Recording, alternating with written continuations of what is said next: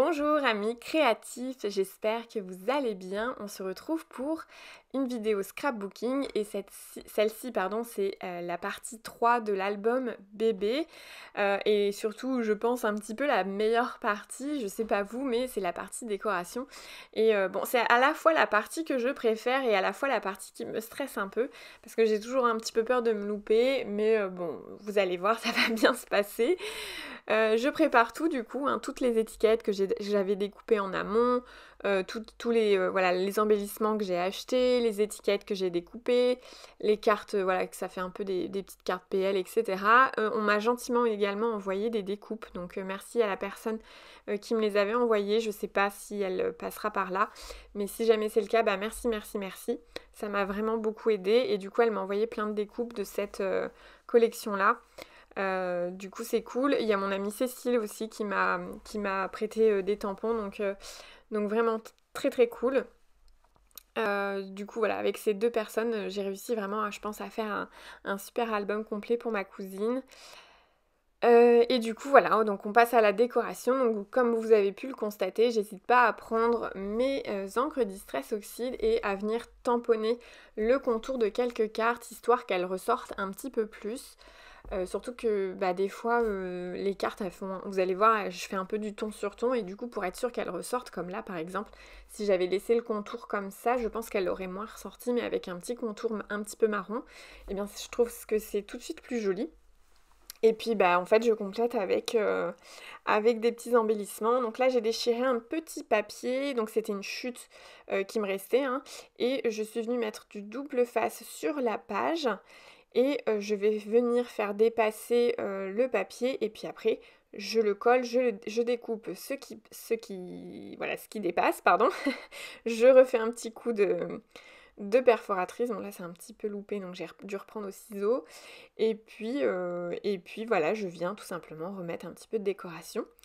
Alors il y a des fois où je me prends pas trop la tête, c'est-à-dire que je vais juste coller un ou deux trucs et puis en fait je me dirais je vais y revenir après.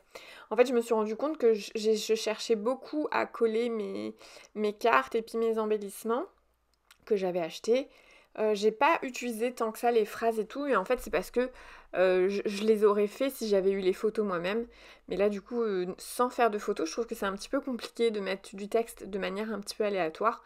Donc de temps en temps j'ai essayé d'en choisir un, mais qui soit un peu global, un peu général, du genre petite bouille quoi. Je me dis ça passe sur n'importe quelle photo. Alors que par exemple, quand c'est bienvenue au monde, bah forcément faut peut-être les mettre dans les débuts de l'album, enfin des choses comme ça. J'ai essayé d'être un peu logique. Je crois que dans les premières photos, j'ai mis... les premiers embellissements, c'est des femmes enceintes. Après, bienvenue au monde. Et là, j'ai fait des trucs un petit peu plus bateau, quoi. Et du coup, oui, je disais que je cherche pas à faire beaucoup de décoration dans un premier temps. C'est-à-dire, je mets juste une petite carte, un petit embellissement. Puis je sais qu'à la fin, je vais reprendre tout mon album et je vais venir mettre des étiquettes. Je vais les rajouter, les découper, les rajouter, etc. Enfin voilà, je pense que vous avez compris. Et donc là, je suis en train de, voilà, de rajouter un petit œillet sur un petit tag. De temps en temps, je le fais pas à chaque fois, mais de temps en temps, je le fais parce que je me dis que d'avoir un vrai œillet sur le tag, bah, ça rend un petit quelque chose plus sympa. Je pense que, voilà, vous l'avez déjà fait et vous êtes de mon avis, hein, je pense. Enfin, j'espère. Voilà, donc là j'ai collé une grande carte avec ma chambre, comme ça je me dis elle pourra mettre une belle photo de sa chambre, parce que je sais qu'il a une belle chambre, enfin voilà. Alors là j'ai tamponné avec de la colle, du coup voilà j'ai essoré, n'importe quoi. J'ai essuyé un petit peu avec un essuie-tout, et d'ailleurs sur l'embellissement donc que vous avez juste vu un petit peu avant, donc qui fait comme un... comment on appelle ça? Ah j'ai perdu mon mot. Ah, j'ai oublié, bon bah c'est pas grave, ça me reviendra. Le mobile, voilà. Le mobile, et ben j'ai juste un petit peu tamponné dessus avec l'encre Bundle Sage de Distress Oxide, là, en Distress Oxide, pardon, parce que c'est chez Ranger. Voilà, et là vous voyez, j'ai mis une bulle de douceur, parce que je me dis que voilà, ça reste un petit peu général, quoi. C'est assez passe-partout comme phrase. D'ailleurs, n'hésitez pas en commentaire si vous aussi vous avez ressenti ce type de blocage quand vous avez créé quelque chose, enfin, si jamais ça vous arrive de créer ou d'offrir un mini-album pour quelqu'un. Est-ce que vous vous sentez assez libre, on va dire, de faire la création, enfin la décoration jusqu'à la fin, ou est-ce que vous vous sentez bloqué de pas avoir les photos? Parce que moi, c'est exactement ça en fait. Sans les photos, je trouve ça un petit peu dommage de venir mettre du texte et tout alors qu'on n'a pas la photo qui va avec. Ouais, bon, après, ce n'est que mon avis, bien évidemment. On fait bien ce qu'on veut, si on se sent à l'aise, tant mieux. Si vous vous sentez pas bloqué également, tant mieux, c'est très très bien. Mais moi, du coup, voilà, je lui ai envoyé un message en lui disant, bah écoute, j'ai acheté des étiquettes, je te les donnerai et comme ça tu les colleras toi-même parce que sans les photos, j'ai trouvé ça un petit peu compliqué. Alors comme je vous l'expliquais un petit peu plus tôt dans la vidéo, pardon, c'est que j'ai pas hésité, enfin voilà, une fois que toutes mes cartes, mes petits embellissements étaient collés, à faire une petite pause et puis à reprendre mon album et cette fois-ci à utiliser principalement les étiquettes que j'avais tamponnées et découpées à la main. Moi, c'est vraiment un élément que j'aime vraiment beaucoup mettre, des petites étiquettes. Je trouve que des étiquettes, c'est vraiment passe-partout dans n'importe quel thème. Je trouve que ça fait un petit plus, etc. Donc après, je comprends que ça puisse pas plaire à tout le monde et tout, enfin, il n'y a pas de souci. Maintenant, ça fait un élément pas répétitif, mais en commun sur toutes mes pages aussi, donc c'est plutôt sympa. Alors là, je suis en train de vous remontrer l'album. Alors la couverture, je vais la personnaliser avec du thermocollant. Je vais également faire une étiquette pour la première couverture. Bon, je vous le montre pas parce que bon, ça va être quelque chose d'assez simple et rapide. Et en plus de ça, je souhaite pas mettre, parce que je vais mettre la date de naissance et le nom de l'enfant. Et du coup, je préfère pas le mettre parce que la maman, elle met pas les enfants sur les réseaux. Donc j'estime que j'ai pas à mettre son prénom et sa date de naissance, même si voilà, ça peut être... je préfère pas. Du coup, qu'est-ce que je peux vous dire d'autre? Eh bien voilà, moi j'ai beaucoup apprécié scraper cette petite collection là, donc à petits pas de chez Florilège Design. Je pensais vraiment utiliser la totalité des papiers, des embellissements.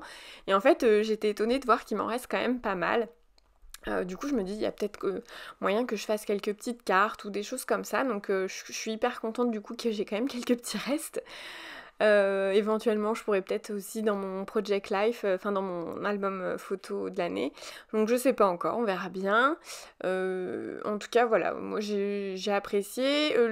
Alors, c'est vrai que c'est la première fois, je crois, que je vous fais une vidéo avec la multi-cinch de chez We Are Maker, là. Et à part le fait que j'avais pas... Voilà, j'ai pas pris la bonne taille de spirale, donc j'ai dû fermer à la main, mais je vous en ferai d'autres du coup avec la bonne taille de spirale que je pourrais du coup utiliser la multi-cinch de A à Z. Voilà, donc pendant que je vous montre du coup les petites pages, moi en tout cas j'ai hâte du coup de voir avec quelques photos à l'intérieur. J'espère qu'elle aura l'occasion de me montrer ça, ma cousine. Et normalement elle peut facilement mettre 2 photos par page, pardon. Donc du coup c'est assez... moi je trouve que c'est pas mal. Après elle peut même aller jusqu'à 3, donc ça dépend du format qu'elle choisit. Alors normalement elle a une petite imprimante, donc une petite imprimante photo, donc j'espère que normalement ça devrait aller. J'avais fait quelques tests, quelques simulations, donc ça devrait aller. Forcément de temps en temps il faudra peut-être éventuellement chevaucher quelques photos. Mais dans l'ensemble, voilà, ça devrait passer sans souci, plus les étiquettes qu'elle pourra rajouter, comme je vous ai expliqué je sais plus dans quelle vidéo, c'était dans la partie 1 ou dans la partie 2, je sais plus. Mais voilà. En tout cas, moi j'ai vachement apprécié. Eh bien, je crois que cette vidéo touche à sa fin et j'espère qu'elle vous aura plu et inspiré. N'hésitez pas à me mettre un petit commentaire, un petit like pour m'encourager dans mon travail. Et moi, je vous dis à très bientôt dans une prochaine vidéo. À bientôt!